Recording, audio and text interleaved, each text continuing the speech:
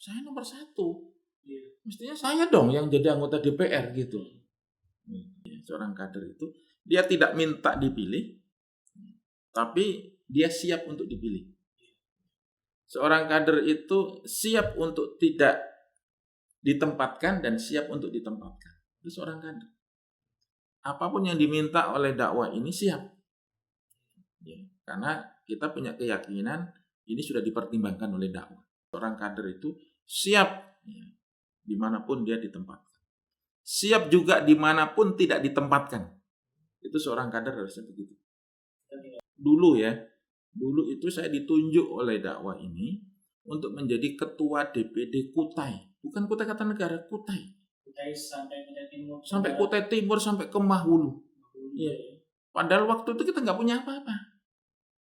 Nggak punya apa-apa kita itu. Kalau antum mungkin merasa, wah mana bisa orang Kutai saja mungkin kita nggak mampu, apalagi Kutai Kartanegara saja mungkin kita nggak mampu. Apalagi sekarang ini Kutai yang waktu itu 40 kecamatan. Dan kecamatannya bukan terus seperti di Samarinda yang pakai motor bisa tembus. Tidak. Kalau sudah tahun kemenangan kita banyak di lapangan. Nanti ada tahun Tarbawi, kalau tahun Tarbawi, nah ini ke dalam. Ya, ke dalam berarti kita bisa santai-santai. Jangan terus ini ditetapkan oleh dakwah ini tahun pemenangan kita balik. Kita harus rekreasi. Jangan dulu, nanti ada waktunya sendiri. Dihubungi kita lagi dengan keluarga. Ya memang baik kalau dengan keluarga, tapi karena dakwah ini sudah menyenangkan ini waktu pemenangan, saya sendiri juga nggak pernah minta jabatan dalam dakwah. Dan saya siap ditunjuk, siap juga tidak ditunjuk. Siap ditempatkan dan siap tidak ditempatkan. Itu mestinya seorang kader begitu. Selamat datang di podcast PKS Muda Kalimantan Timur. Kembali lagi bersama saya Lutfi Hermurti dalam acara podcast PKS Muda Kalimantan Timur. Alhamdulillah teman-teman semua, kita sudah kedatangan Ustadz Ali Hamdi. Assalamualaikum Ustadz Ali Hamdi. Waalaikumsalam warahmatullahi wabarakatuh. Waalaikumsalam. Yang betul-betul menjadi hal yang saya ingat dari Ustadz Ali itu senyumnya yang luar biasa merekah. Ini betul satu senyumnya ya? Alhamdulillah. Maksudnya nggak hanya ketika menjadi anggota dewan senyum-senyumnya gitu. Insya Allah enggak. Alhamdulillah. Tapi dari dulu dong Ustaz. Insya Allah. Alhamdulillah Ustaz. Gimana kesibukannya saat ini Ustaz? Alhamdulillah. Kita terus sibuk ya. Selama di dunia kita mesti sibuk terus. Wih, luar biasa. Alhamdulillah. Terima kasih Ustaz Ali sudah menyempatkan hadir di agenda podcast mengenal lebih dekat. Insya Allah kita nanti akan banyak sharing, banyak bercerita, banyak mengorek informasi yang banyak orang belum ketahui tentang Ustaz Ali Hamdi. Masya Allah Ustaz Ali. Ustaz Ali sebenarnya kelahiran mana sebenarnya Ustaz Ali? Saya ini kelahiran Lamongan. Lamongan, Jawa Timur? Jawa Timur, cuma mulai kecil di Samarinda. SD-nya di Samarinda. Dari SD, SMP, SMA di Samarinda gitu saja? Ya, SD di Samarinda, habis itu balik lagi ke Jawa, SMP-nya sampai SMA. Sempat kuliah di Jawa juga, terus kembali lagi kuliah di Samarinda. Alhamdulillah. Itu kuliah di mana Ustaz kalau di Samarinda? Samarinda di IAIN. Kalau ya, dulu IAIN. Dan dulu juga disebut Universitas Kuburan Muslimin. Universitas Kuburan Muslimin. Karena di belakangnya Kuburan Muslimin. Abul Hasan Ustaz? Ya, Abul Hasan. Alhamdulillah. Jurusan apa waktu itu Ustaz? Jurusan Tarbiyah. Tarbiyah Islamiyah, pendidikan. Pendidikan aja, nggak ada bahasa Arabnya. Setelah Ustaz lulus dari kuliah, kemudian apa Ustaz yang Ustaz lakukan pada saat itu? Ya, jadi saya sebelum kuliah itu sudah bekerja, mengajar. Jadi mengajar di salah satu SMK, Sekolah Menengah Kejuruan Swasta di Samarinda. SMK mana itu Ustaz? SMK Muhammadiyah 2 di Teluk Lerong. Oh, di Teluk Lerong. Setelah, berarti sebelum lulus pun sudah mengajar Ustaz ya? Sudah mengajar ya. Dan ketika setelah lulus tetap melanjutkan mengajar? Jadi setelah lulus saya mengajar, selain mengajar di SMK juga menjadi dosen. Setelah lulus S1 Ustaz? S1 menjadi dosen. Luar biasa. Dosen di mana Ustaz? Di Universitas Widyagama Samarinda. Alhamdulillah. Jurusan apa itu Ustaz? Jurusan Fakultas Hukum. Fakultas Hukum. Iya. Saya mengajar hukum Islam waktu itu. Hukum Islam Ustaz. Ya. Itu dari tahun berapa sampai tahun berapa itu Ustaz? Dari tahun 1995 sampai 2000. 1995 sampai 2005 berarti sekitar 5 5 tahun. tahun Ustaz. 5 tahun ya. Setelah dari Widyagama karena ada tugas untuk menjadi anggota DPR, sehingga Widyagama saya tinggal, saya fokus menjadi anggota DPR di Kutai Kartanegara. itu dari tahun Tahun 99. 99. Oh, berarti Ustadz Ali ini anggota dewan dari tahun 99 Iya, di Kutai sampai tahun berapa Ustadz kalau di Kutai? sampai 2009. 2009. Kemudian dari 2009 Ustadz 2009 sampai sekarang di di provinsi. provinsi ya. Iya. Luar biasa. Berarti sudah 5 Sudah. periode. 5 periode gitu Iya, ya. 5 Berarti periode. sudah banyak sekali hal yang menarik yang bisa kita bahas ya Ustadz. Iya. Kalau boleh saya tahu Ustadz, sebenarnya cita-cita Ustadz semasa kecil itu apa sih Ustadz sebenarnya? Ya, jadi saya mulai kecil itu punya cita-cita jadi dokter. Jadi dokter Ustadz ya? Makanya saya SMA terus belajar mati-matian sampai ikut tes tes ikut universitas mana-mana gitu. Tapi karena Allah Subhanahu wa taala mungkin punya rencana lain, akhirnya saya nggak lulus. Begitu Ustadz. Ya, makanya kuliah di IAIN akhirnya. Jadi cita-cita ingin menjadi dokter manusia malah menjadi dokter rohani gitu. Jadi rohani gitu. Jadi jurusannya adalah jurusan agama malahan. Jadi dokter rohani jadi ustadz Ustadz. Nggak jadi ustadz ya akhirnya begitu. Terus ketika saat ini Ustadz perasaannya gimana Ustadz dengan cita-cita masa kecil itu? Ya, jadi ternyata kita ini harus punya semacam keyakinan bahwa manusia boleh berusaha semaksimal mungkin, tapi sesungguhnya Allah Subhanahu wa taala yang akan menentukan. Nah, oleh karena itu kedekatan kita kepada Allah Subhanahu wa taala itu menjadi penentu arah tentang kehidupan kita itu. Makanya tetap aja cita-cita kita kejar. Tetapi kalau Allah Subhanahu wa taala mungkin menghendaki lain, maka kita harus terima dengan ikhlas. Karena siapa tahu yang diarahkan oleh Allah Subhanahu wa taala itu jauh lebih baik.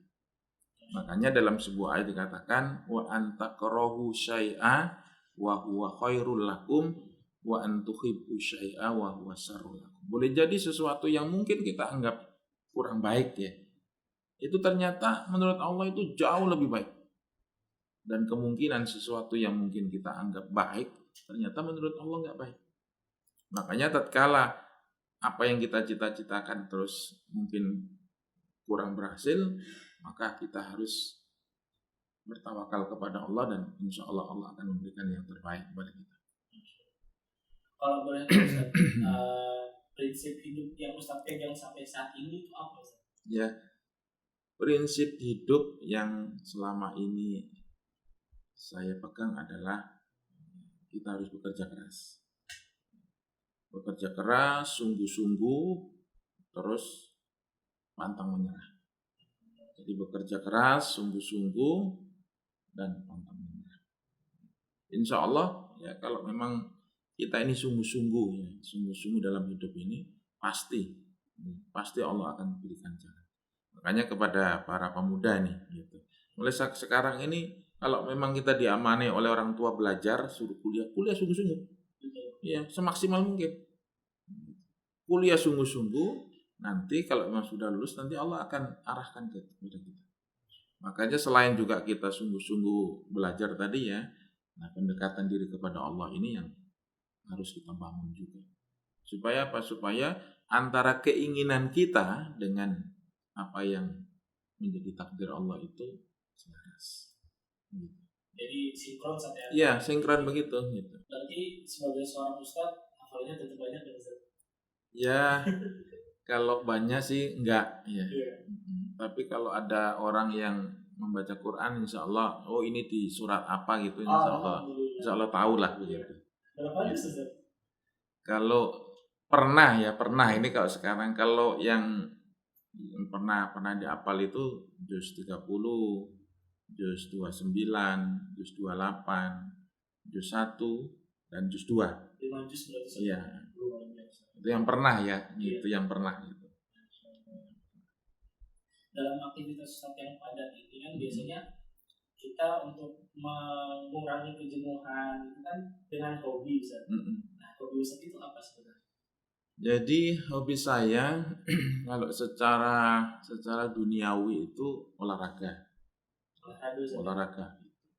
Olahraganya ada yang lebih spesifik nggak Ustaz? Saya kalau senang betul itu pingpong. Pingpong. Iya. Oh bisa Ustaz kita main di sini? Iya, pingpong. Dulu waktu awal-awal di sini itu kita membangun DPW ini dulu pemilu awal-awal itu.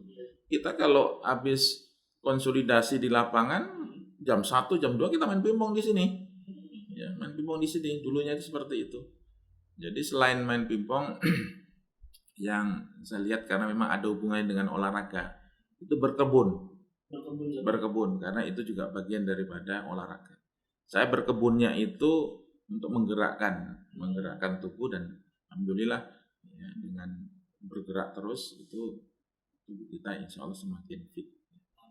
Berarti sampai saat ini berarti masih berkebun itu masih Ustaz ya? Ya berkebun masih sampai saat ini. Kadang-kadang di rumah nyangkul gitu. Kadang juga ada sedikit tanah yang nganggur itu kita tanami gitu dan sebagainya. Ada buah apa Ustaz? Kalau di rumah ada buah mangga. Gitu. Tadi kami ambil semua karena memang agak sedikit rusak gitu. Terus ada jambu, ada jambu air yang besar itu, jambu kristal ini sudah mulai berbunga dan sudah ada buahnya walaupun masih kecil, sudah ada progresnya gitu. Kalau di kebun itu ada pepaya dan ada pisang yang gampang-gampang aja ditanam itu. Kalau pisang sepertinya bisa kalau habis tunasnya tumbuh kan?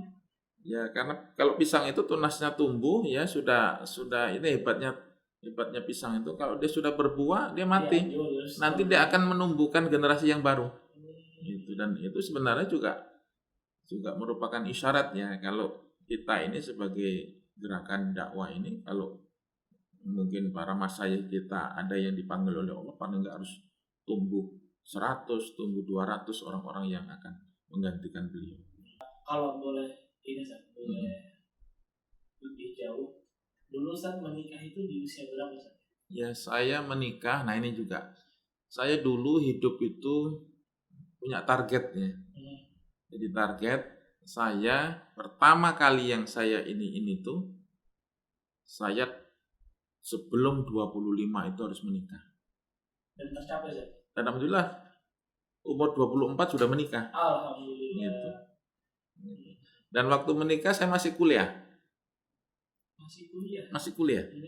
Istri saya juga masih kuliah juga. Jadi punya anak 1, nah baru lulus. Saya menikah tahun 93.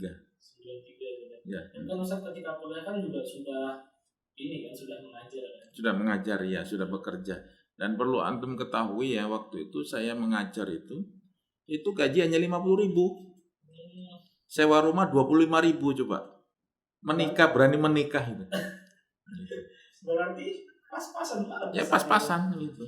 Pas-pasan tapi ya karena kita ini bergerak di di bidang dakwah maka insya Allah akan memberikan rezeki yang lain selain daripada itu.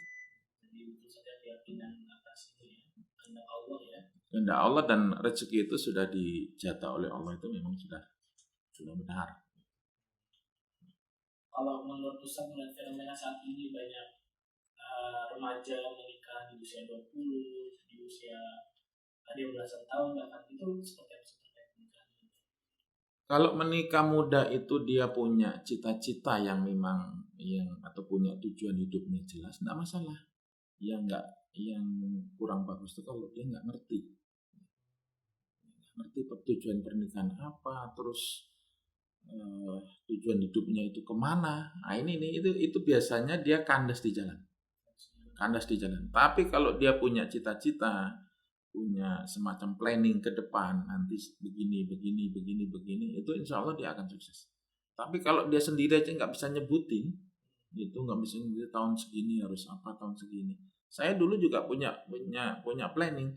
Pokoknya saya sebelum 40 itu paling tidak saya sudah harus bisa sukses lah sebelum tahun 40. Sebelum 40 tahun itu saya sudah harus istilahnya bisa mandiri, bisa menghidupi, bahkan bisa membantu orang lain. Itu seperti itu. Jadi kita sudah punya target begini, menikah kurang dari 25 tahun itu sudah harus menikah. Dan alhamdulillah tahun 24 tahun saya menikah. Tahun 93 saya menikah. Soalnya yang saya lihat nih Ustadz ini masih muda istilahnya gitu, cuma anaknya udah besar juga, Ya, sudah alhamdulillah. seumuran saya. Ya, Bahkan seumuran gitu antum ada semua. saya. Ya tadi karena 24 tahun, umur 24 tahun saya menikah. Terus sekitar 6 bulan istri saya hamil. Jadi terus, ya nggak lama itu terus. Jadi antara anak yang satu dengan anak yang kedua itu bedanya 1,5 tahun. Habis itu 2 tahun. Iya. Dan saya punya cita-cita, punya anak banyak. Kalau boleh tahu sekarang berapa sampai? Baru 5. Gitu. Baru 5. Tapi 5 udah banyak sekali. Iya. Baru 5 gitu. Dan waktu itu ketika Ustadz menikah itu istri nggak ada penolakan, uang gaji cuma 50.000 gitu kan, dengan biaya sewa rumah 25.000 saya juga apa sebulan itu. Alhamdulillah ya, karena istri juga punya cita-cita juga, sehingga kelop lah antara istri saya dengan saya, dan orang tua mendukung. Alhamdulillah, sehingga walaupun gaji waktu itu hanya 50.000 ya, sewa rumah 25.000 gitu. Tapi alhamdulillah waktu itu bisa ngontrak rumah, bisa beli kompor, bisa beli piring, bisa beli beras dan macam-macam. Akhirnya ya, makanya itu ya. Makanya kok bisa gitu, bisa beli motor dan lain sebagainya, padahal secara nominal hitungan gaji waktu itu ngajar di SMK itu hanya 50.000, betul-betul 50.000. Mana pas saat itu beli motor tuh cash ya, harus cash ya. Waktu itu kredit. Ada kredit tapi second waktu itu. Mungkin bukan motor baru, motor second dari teman gitu, tapi kredit.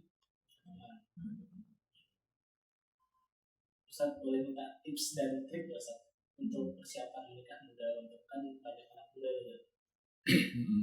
Ya, jadi pertama kalau kita ingin menikah muda ya, maka pertama persiapkan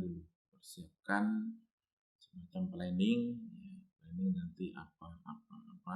Tapi yang paling mendasar itu niatkan bahwa nikah saya ini adalah untuk memenuhi perintah Allah.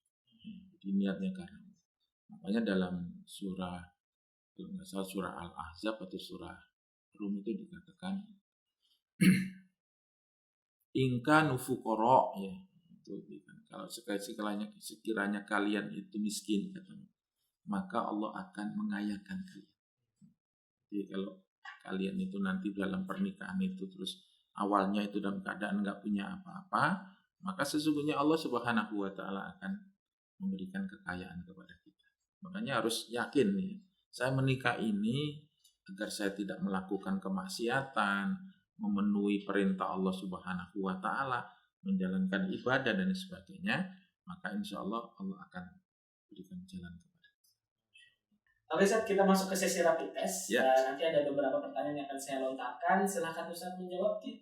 Salah satu, tidak ada benar, tidak ada salah. Lari atau sepeda? Lari. Tilawah atau tahajud?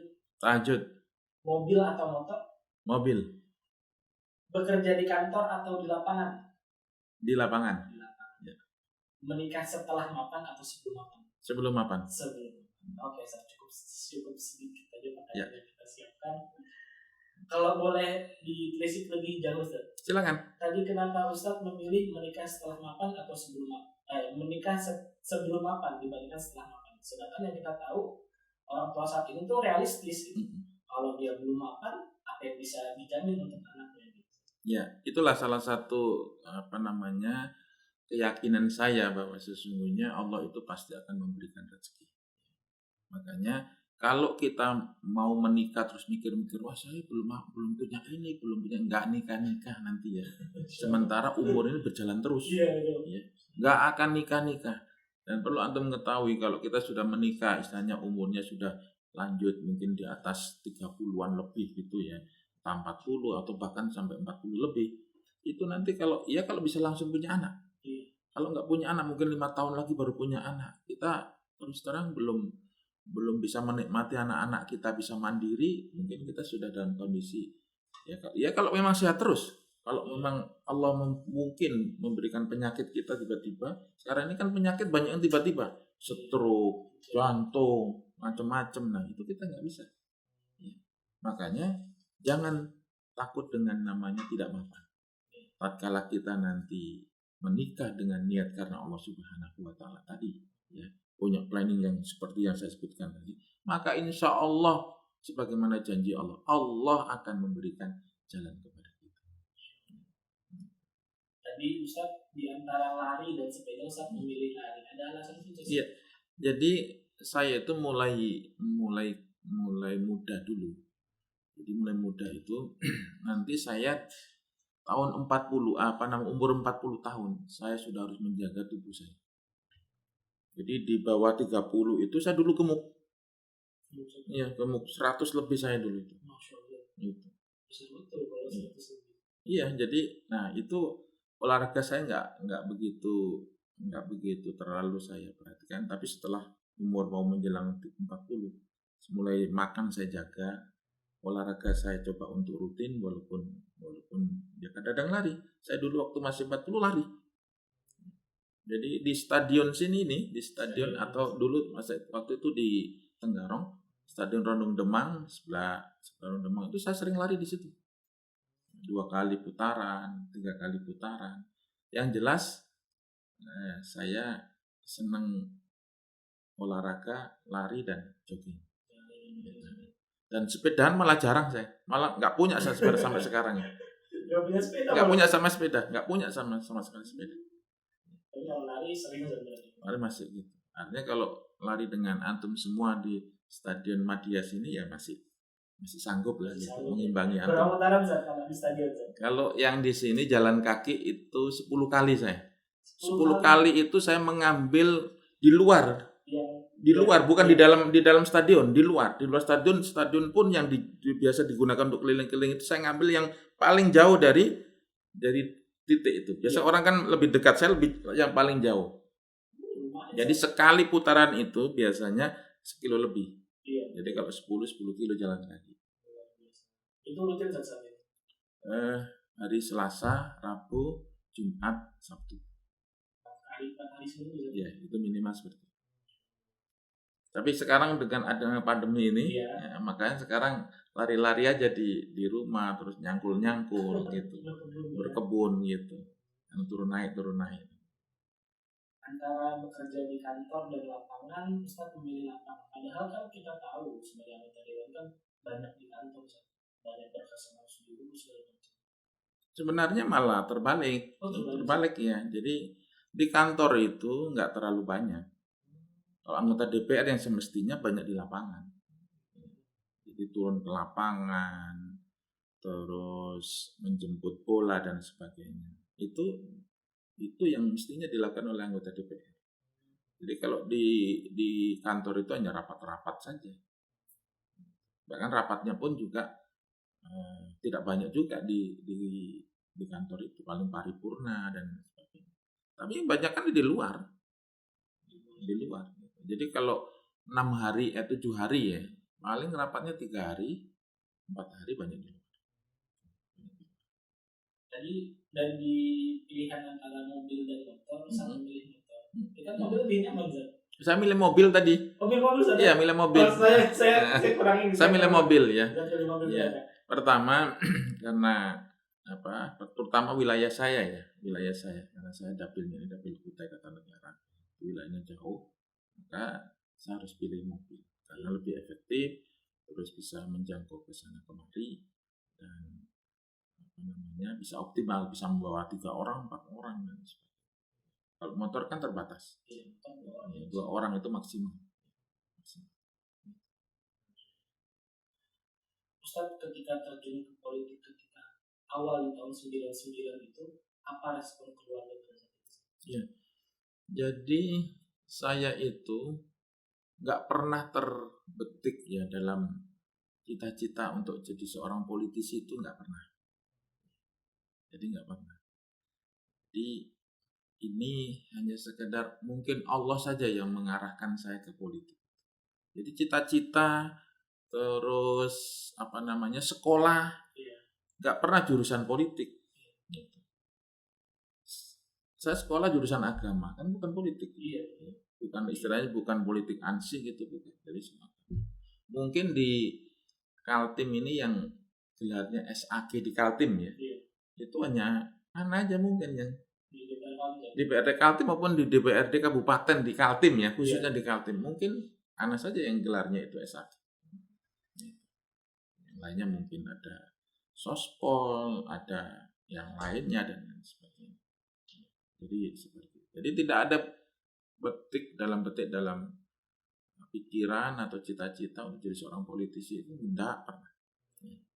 Nah, karena kita bergabung dalam dakwah ini, dakwah meminta agar menjadi atau terjun ke politik, maka sebagai kader yang betul-betul menjadi kader, maka apapun yang diminta oleh dakwah ini siap. Ya, karena kita punya keyakinan ini sudah dipertimbangkan oleh dakwah. Walaupun kita sendiri mungkin secara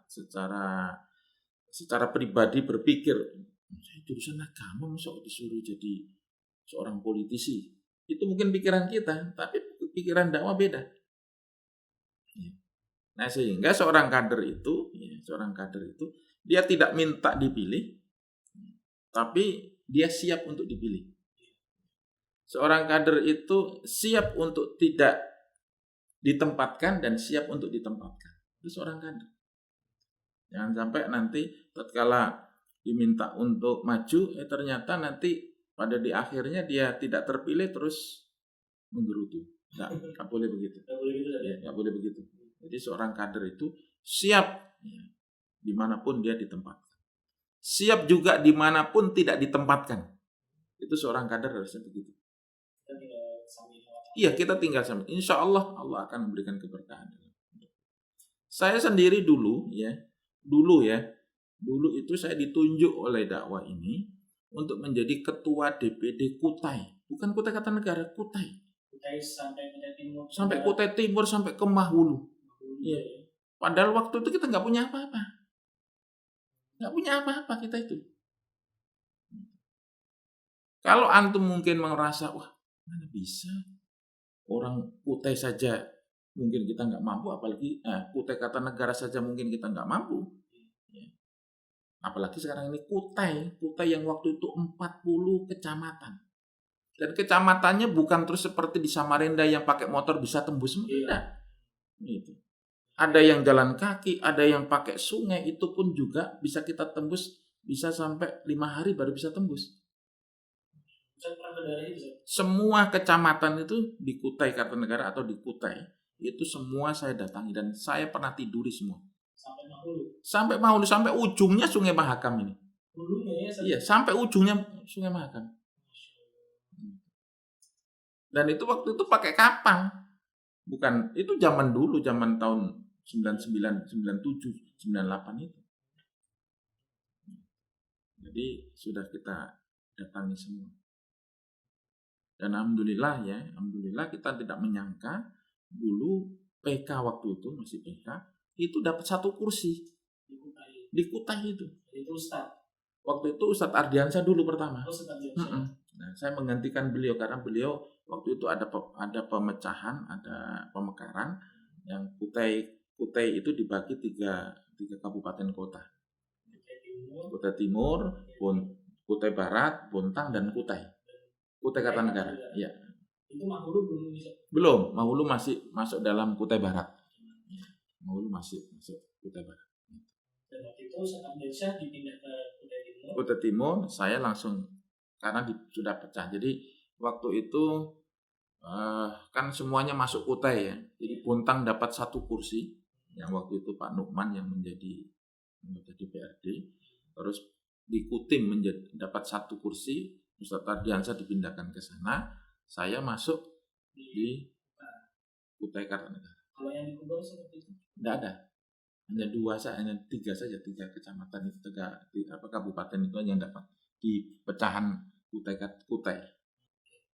Jadi tadi sebenarnya belum terjawab itu Ustadz. Apa respon keluarga ketika Ustadz tiba-tiba terjun jadi anggota dewan seperti itu? Iya. Jadi orang tua itu keheranan karena memang rata-rata keluarga saya itu jadi guru. Rata-rata keluarga saya jadi guru, sehingga dari sisi kuliah pun juga saya nggak pernah berbicara politik, nggak pernah terjun ke politik, terus tiba-tiba ngurusi politik. Jadi orang tua itu kalau bahasa Jawa istilah ketenggengen. Ya, ketenggengen itu bengong gitu bengong. Terus waktu pemilu 99 itu jadi anggota DPR itu pun juga nggak menyangka ini bener nggak jadi anggota DPR ini gitu. Jadi seperti itu respon orang tua. Tapi tetap dapat restu Ustadz ya? Ya, insya Allah dapat restu. Jadi orang tua merestui waktu saya minta izin itu. Ya kalau dijawab tidak boleh itu juga nggak ada solusi, dijawab yang bingung. Makanya kita sudah jalan aja gitu. Jalan aja gitu ya? Jalan aja begitu. Jadi istilahnya ya sudah gitu. Pas waktu Ustadz jadi anggota dewan itu, anak Ustadz yang pertama masih 6 tahun Ustadz ya itu ya? Saya jadi anggota DPR itu saya punya anak 3. Masih kecil-kecil semua gitu. Jadi anak saya yang pertama itu kalau tidak salah masih TK. SD-nya kan di Tenggarong. Jadi masih TK, terus habis itu langsung setelah sampai sini langsung SD di Tenggarong. Terus yang nomor 3 itu masih kecil waktu itu, belum sekolah. Kita tahu saat anggota DPR itu kan tadi kan banyak kerja di lapangan segala macam. Nah kalau Ustadz gimana cara membagi nih antara waktu tugas anggota DPR dengan waktu bersama keluarga? Apalagi pada saat itu keluarga Ustadz masih kecil yang butuh betul gitu perhatian dari Ustadz gitu. Ya, jadi yang penting itu kita tetap ya memperhatikan membagi waktu itu. Jadi waktu itu harus kita bagi, betul-betul kita bagi, dan pembagiannya saya yakin berbeda-beda setiap orang. Mungkin ada yang dikhususkan hari Sabtu Minggu itu untuk keluarga. Kalau saya enggak. Kalau saya semua waktu kalau memang ada peluang kami jadikan untuk waktu keluarga. Ya, kalau ada peluang ya. Jadi enggak harus hari Sabtu, harus Minggu. Sebab dakwah ini kan masya Allah luar biasa ya. Gitu. Kadang ada waktu-waktu kita nggak bisa lagi di rumah. Gitu. Waktu dulu namanya istilahnya intikhobi ya. Atau waktu ya. Jadi itu tahun pemenangan. Nah kalau tahun pemenangan kita nggak boleh santai-santai. Jangan dibolak-balik itu. Kalau sudah tahun kemenangan kita banyak di lapangan. Nanti ada tahun Tarbawi, kalau tahun Tarbawi, nah ini ke dalam. Ya, ke dalam berarti kita bisa santai-santai. Jangan terus ini ditetapkan oleh dakwah ini tahun pemenangan, kita balik. Kita harus rekreasi. Jangan dulu, nanti ada waktunya sendiri. Dihubungi kita lagi dengan keluarga. Ya memang baik kalau dengan keluarga, tapi karena dakwah ini sudah menyenangkan ini waktu pemenangan, ya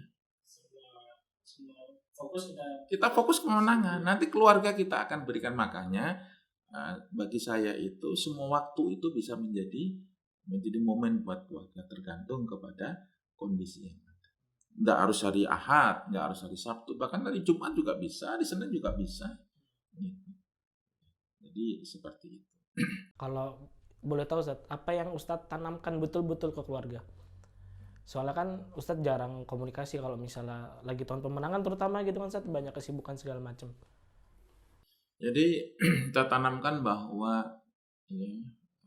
kerja di dunia dakwah ini insya Allah akan tolong kita. Dan Allah tidak akan membiarkan umatnya itu apa namanya,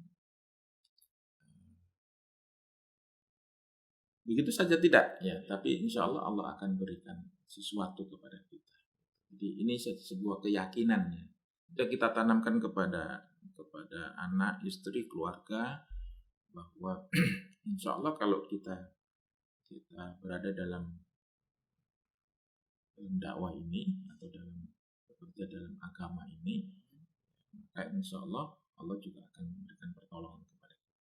Makanya dalam salah satu ayat yang tadi surah Muhammad, intan surullaha yansurkum wa yusabbit aqdamakum. Jadi itu pasti ya, itu pasti, dan itu dalam menjadi keimanan kita. Tadi Ustadz bilang kan bahwa seorang kader itu harus siap dipilih dan siap tidak dipilih juga, Ustadz. Nah, ketika tahun 99 itu pertama kali Ustadz maju sebagai anggota dewan, apa yang Ustadz persiapkan pada saat itu? Ya, jadi saya waktu ditunjuk karena belum ada pemilihan waktu itu. 99 itu ditunjuk menjadi ketua DPD. Terus urutan caleg itu urutan nomor 1. Dulu urutannya itu semua kabupaten itu 1, 2, 3, 4, bukan sekarang dibagi-bagi ini dapil A, dapil B. Enggak, dulu enggak ada dapil-dapil, enggak ada. Jadi PKS atau PK waktu itu urutan nomor 1, 2, 3 itu aja, enggak ada lagi. Saya nomor 1 gitu. Terus Ustadz Ardiansyah nomor 2. Terus Pak Nukman nomor 3 dan seterusnya. Jadi seperti itu. Nah, waktu itu karena Ustadz Ardiansyah itu waktu itu PNS. Karena PNS sudahlah, Ustadz Ardiansyah saja yang jadi anggota DPR. Karena di waktu itu mengundurkan diri PNS itu, jadi kita berikan. Tapi ternyata dalam waktu secepatnya itu ada pemekaran. Saya juga nggak nyangka juga. Nah, waktu itu kalau seandainya umpamanya kan saya nomor 1, mestinya saya dong yang jadi anggota DPR gitu. Ternyata dakwah ini meminta Ustadz Ardiansyah yang menjadi anggota DPR. Jadi beliau ya. Ternyata dalam waktu dekat tanpa kita perhitungkan ada instruksi, ada undang-undang tentang pemekaran Kutai waktu itu yang dipecah menjadi 4 tadi. Jadi beliau ditaruh di Kutim karena memang waktu itu beliau itu mewakili Kutim, Kecamatan Sangatta. Jadi saya mau mewakili Tenggarong, Kecamatan Tenggarong. Jadi mewakili Kecamatan Tenggarong. Terus Ustadz Ardiansyah mewakili Kecamatan Sangatta. Pak Nukman mewakili Kecamatan Bontang. Kotip Bontang gitu. Nah, waktu itu kalau seandainya umpamanya saya katakan tadi, setiap kader itu harus siap ditunjuk, siap juga tidak ditunjuk, siap ditempatkan, siap juga tidak ditempatkan, bahkan siap tidak jadi apa-apa kalau memang memungkinkan seperti itu. Ya. Jadi saya seperti itu yang saya pegang dari awal dalam dakwah ini. Makanya dakwah ini jangan ada kasak-kusuk, ikuti aja. Gitu. Bekerja kalau memang diperintahkan atau ditunjuk, diamanai kerjakan A. Jangan terus itu enak ditunjuk, itu dia yang bagian, jangan. Nggak boleh ngiri. Antum melakukan aja terbaik karena Allah akan memberikan famayyamal misqala dzarratin khairan yara wa mayyamal misqala dzarratin syarran. Seperti itu. Allah sudah bagi itu. Jangan ini kok jadi bagian humas saja gitu. Enggak usah gitu. Nanti ada waktunya, ya. Ada waktunya gitu. Jadi ada waktunya, semuanya ada waktunya. Jadi itu yang saya katakan prinsip tadi gitu. Sehingga saya sendiri juga enggak pernah minta jabatan dalam dakwah. Enggak pernah minta jabatan. Semuanya karena ditunjuk, dan saya siap ditunjuk, siap juga tidak ditunjuk. Siap ditempatkan dan siap tidak ditempatkan. Itu mestinya seorang kader begitu. Jangan, maaf ya, karena antum punya ambisi, mestinya saya jadi A, ternyata nggak dipilih ya. Akhirnya antum ngambek, mungkin juga ya tahu sendirilah gitu Iya, jadinya iya. kan begitu. Iya. Gitu. Dan ini bukan saja menimpa kepada orang-orang yang mungkin kapabilitas keilmuannya rendah, tidak, tapi juga menimpa ke siapapun. Ke siapapun, karena kita ini manusia. Karena kita ini manusia, siapapun. Gitu. Antum jangan, dia kan ustadz, nggak mungkin. Akan terjadi itu siapa, dan sudah terjadi itu. Jadi ini yang mudah-mudahan di PKS muda ya, antum semua yang masih muda, insya Allah kalau antum ikhlas bekerja dalam dakwah ini, maka Allah akan tempatkan antum sesuai dengan kebaikan menurut Allah Subhanahu.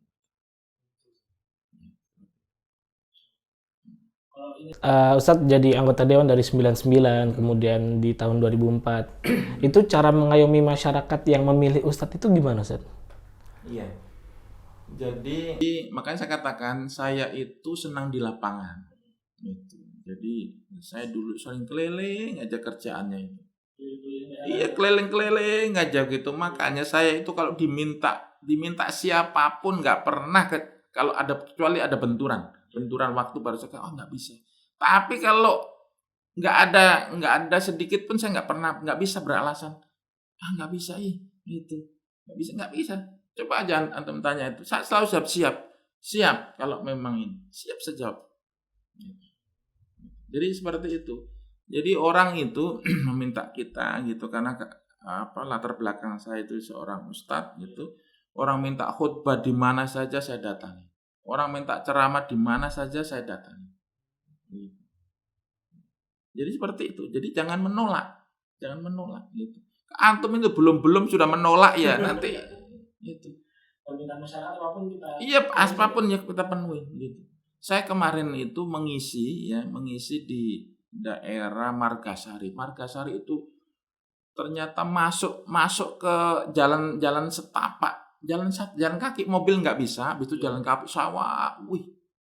Padahal saya nggak tahu tempatnya itu. Saya datangi. Margasari di Kukar, Ustadz? Di Kukar, Luaduri namanya. Di sana orang Bulukumba. Terima kasih Pak Haji, begitu coba.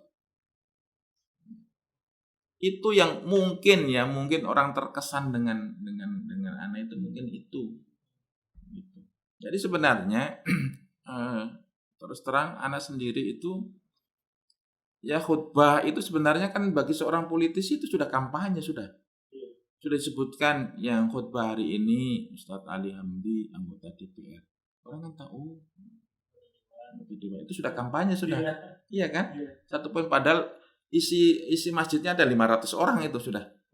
Paling enggak kan popularitas kita sudah naik kan gitu. Populer walaupun kapabilitas keberpihakan belum tentu, tapi nanti kita akan tegasin lagi gitu. Jadi paling enggak popularitas kita itu naik tanpa kita ini. Makanya kalau ditugasi dakwah jangan menolak. Diminta masyarakat apa saja, kalau memang antum bisa kerjakan. Jadi sebenarnya kader PKS itu sebenarnya punya kapasitas untuk itu. Cuma kadang-kadang kurang PD-nya itu. Gitu, ya, punya PD-nya. Gitu. Saya sering sampaikan salah satu kehebatan atau bukan kehebatan, salah satu sebenarnya peluang besar itu adalah khutbah Jumat. Khutbah Jumat itu waktunya singkat, kita baca gitu ya. Antum semua jauh lebih bisa daripada orang di kampung-kampung. Ana itu pernah waktu dari Kota Bangun singgah namanya Desa Bahula. Daerah Kota Kartanegara. Itu masih kecamatan Muarakaman, tapi berbatasan dengan Kota Bangun. Itu dia khutbahnya membaca aja salah-salah.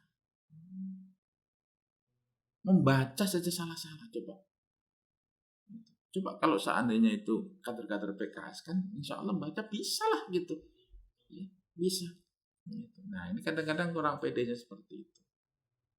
Jadi sebenarnya ingin menjadi tokoh itu di masyarakat, jadi tengah-tengah masyarakat, apalagi masyarakat yang pinggir-pinggiran itu mudah sebenarnya. Antum tampil, antum layani saja masyarakat, antum pasti akan jadi tokoh di sana.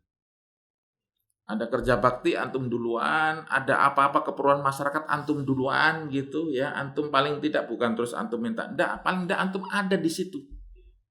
Kalau ada orang ngangkat apa, antum bantuin dia. Maka insya Allah akan dicari antum itu. Antum akan dicari. Sekarang ini kalau tidak usah jauh-jauh di DPD ada siapa yang sering banyak melakukan tugas-tugas itu, nanti yang dia cari itu yang ditunjuk nanti. Iya. Gitu kan, yang malas-malas nggak mungkin bisa dia akan tunjuk. Jadi siapa yang rajin, siapa yang istilahnya ringan tangan untuk bekerja, itu nanti yang akan banyak beban. Maka semakin banyak beban dakwah itu, maka semakin peluang dakwah akan antum dapat. Dalam organisasi juga gitu, Ustaz. Ngeliat orang yang rajin sama orang yang malas, ya kita milih orang yang rajin dong. Itu dia. Maka di masyarakat pun juga kayak gitu. Wah, minta tolong Mas itu aja gitu kan gitu. Karena dia cepat terus dan sebagainya. Tapi kalau orang malas-malesan ya nggak mungkin. Dalam menjadi DPR selama 5 periode ini, Ustaz, apa pengalaman Ustaz paling berkesan dalam berkhidmat untuk masyarakat? Ya. Sebelum berkhidmat, ya, saya sedikit ada hal yang menjadikan saya teringat terus. Pertama, waktu saya diminta oleh dakwah ini untuk mensosialisasikan PK waktu itu saya naik kapal. Jadi kapal pindah kapal dan sebagainya itu untuk mensosialisasikan PK. Naik kapal ke Ulu Mahakam sana. Jadi iya, di Mahulu maupun di Kutai Barat dan sebagainya. Jadi saya itu terdampar di sebuah desa namanya Luadras. Itu daerah Penyinggahan, Kubar sekarang. Iya, itu. Saya menginap di situ di sebuah warga, Masya Allah, itu yang saya jadi merinding. Pakai autan, pakai macam-macam itu, nyamuk itu, Masya Allah. Gigitnya itu sekali gigit tuh kayak orang dihisap darah kita. Jadi saya gini itu berdarah semua itu. Betul berarti. Banyak, bukan gede, banyak betul. Jadi langsung diserang gitu kita seakan-akan. Ya. Masya Allah, itu yang terkesan sampai, mohon maaf, ada Ewa juga yang itu dia juga merinding waktu itu. Sampai sekarang dia juga masih teringat. Terus yang kedua terkesan, salah satu sebuah kebahagiaan itu kalau kita bisa mengadvokasi, memperjuangkan, membela hak-hak rakyat kecil. Itu yang sangat sangat lega hati. Ya, contoh memperjuangkan guru honor. Saya memperjuangkan waktu itu di Kabupaten Kutai Kartanegara sampai saya ke Jakarta, sampai saya menghadap ke kepala BKD nasional, minta agar guru honor ini diangkat menjadi pegawai. Karena dia sudah mengabdi berpuluh-puluh tahun, ada yang sampai 20 tahun, 30 tahun. Sementara dia masih honor saja, gajinya kadang-kadang digaji setahun itu 2 kali. Seperti itu. 6 bulan sekali baru dia rapel gaji. Itu yang membuat miris hati ini. Saya coba untuk saya perjuangkan dia, dan alhamdulillah dari orang 100 itu ya sekitar 80% waktu itu diangkat menjadi anggota jadi pegawai. Itu yang sangat terkesan. Nah, oleh karena itu sebagaimana yang disampaikan oleh Rasul dan juga menjadi jargon kita, bahwa kita berkhidmat untuk masyarakat, kita harus betul-betulnya apa?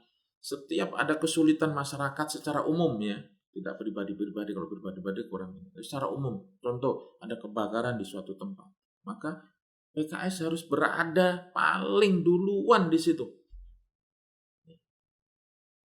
PKS harus berada di situ paling duluan. Kader-kader PKS harus ikut merasakan, membantu mereka dalam kesulitan mereka. Kebakaran, banjir, tanah longsor, terus ada bencana-bencana yang lain secara umum. Maka kalau ini dilakukan oleh kader-kader PKS di mana saja, maka insya Allah akan pergilirkan itu kemenangan untuk PKS. Wa tilkal ayyamu nudawiluha bainan nas. Maka Allah akan pergilirkan. Jadi seperti itu. Jadi masyarakat akan memberikan timbal baliknya. Walaupun mungkin mereka ini diiming-imingi dengan berbagai macam sesuatu nominal tapi sifatnya sementara, mereka tidak akan tergoyahkan. Karena dalam kondisi kesulitan yang jauh dari hingar-bingar politik, hingar-hingar pemilu, itu PKS selalu bersama dengan umat. Oke Ustadz, terima kasih banyak waktunya sudah bersedia hadir di podcast PKS Muda Kalimantan Timur. Mungkin di akhir Ustadz ada pesan yang ingin Ustadz sampaikan kepada para pendengar yang sedang menyaksikan ini. Ya, jadi para pendengar dan juga khususnya para kader PKS Muda ya. Jadi terus istiqomah dalam dakwah. Maka insya Allah akan memberikan tempat yang terbaik untuk kita semua. Terima kasih banyak Ustadz Ali Hamdi atas waktunya.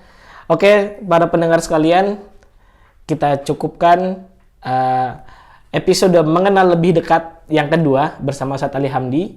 Dan jangan lupa untuk teman-teman semua yang belum mensubscribe YouTube channel PKS Muda Kaltim untuk mengklik tombol di bawah ini.